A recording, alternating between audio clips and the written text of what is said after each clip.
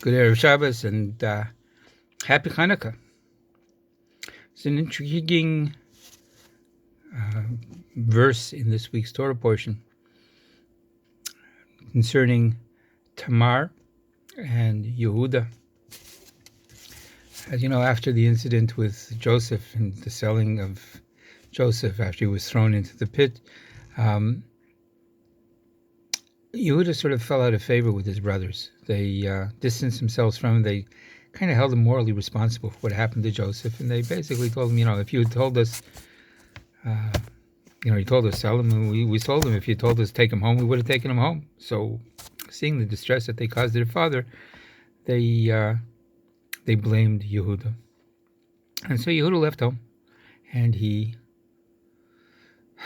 went and he got married and had a number of children. And as the children grew, he took a wife for the eldest son. Her name was Tamar. Apparently, she was the daughter of Shem, so the granddaughter of Noach. And that didn't work out, and his eldest son Er, passed away prematurely.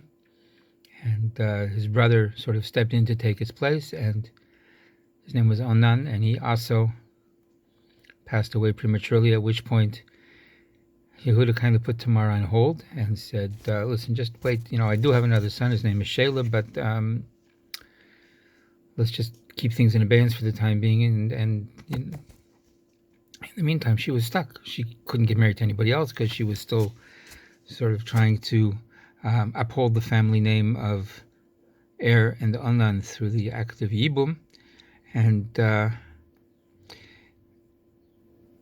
eventually, Yehuda's wife passed away. He was left a widower.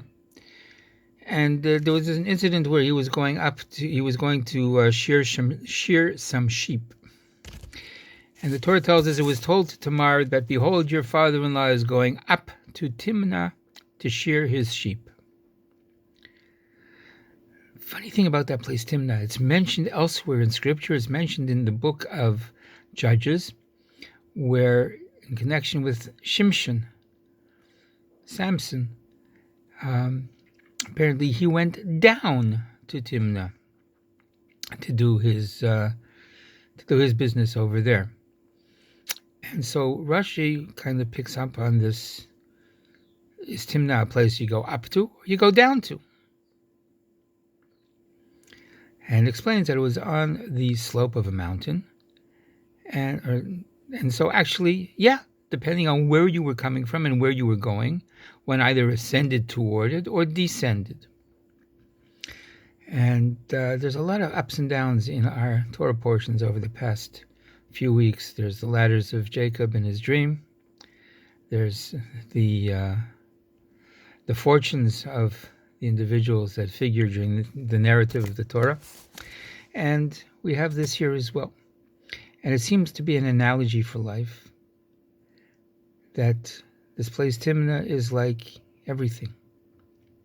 You're either experiencing uphill or you're going downhill. The story is told of a king who would dress up like a regular guy incognito and go out amongst his people because he wanted to find out how things were truly going with them. And two of his subjects were discussing this habit of his one day, and the one claiming that, I know the king so well, I recognize his voice, his mannerisms, that I could always spot him out, even if he was disguised like a commoner. The other one admitted that he didn't have such a close acquaintance with the king, but he could anyway spot him, because all he had to do was look for the bodyguards surrounding him. Whoever I see, like that's surrounded by a whole bunch of bodyguards, when I try and get close, I get prevented from doing that. Then I know. If it's easy to get close to him, then I know for sure he's not the king. But if I'm struggling to get through because there's these people blocking me all the time, and I'm blocked by obstacles and difficulties, I know that must be the king. There are perhaps a few privileged individuals who know exactly what's the right thing to do. the correct goal to fulfill their mission in this world. But most of us are not so privileged.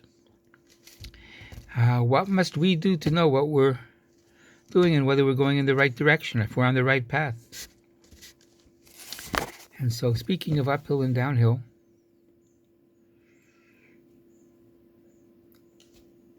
aside from the fact that we need that sense of direction, like that if you're either ascending or you're descending, that life seems to be a downward escalator.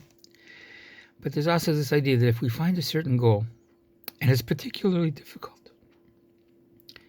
there's a crazy number of obstacles that are trying to prevent us from achieving a certain course of action. If we're experiencing uphill,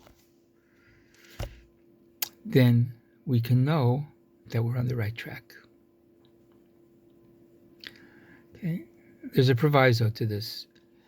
There's a difference between personal endeavors for one's personal benefit and doing the right thing because it's the right thing, because it's God's business. So when we're on our own business and going about our own affairs, and if we run into a heck of a lot of obstacles like this, then you know what? Maybe that's a message from upstairs saying your efforts and energy would be better expended in a different direction. But when you're trying to do a mitzvah, when you're trying to do something right, when you're trying to do something that rails against the darkness around you, then if you're facing obstacles, you know you're actually on the right track.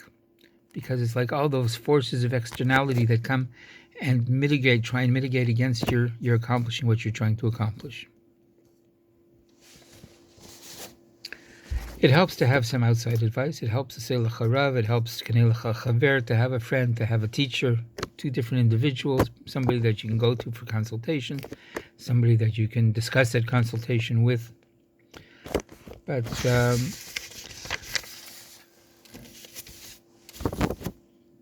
do be aware that those challenges that we find in life are perhaps the very reason why we're here, to overcome them. There is a concept in Judaism of reincarnation, and it's usually explained in the context of fulfilling what we didn't fulfill in previous incarnations.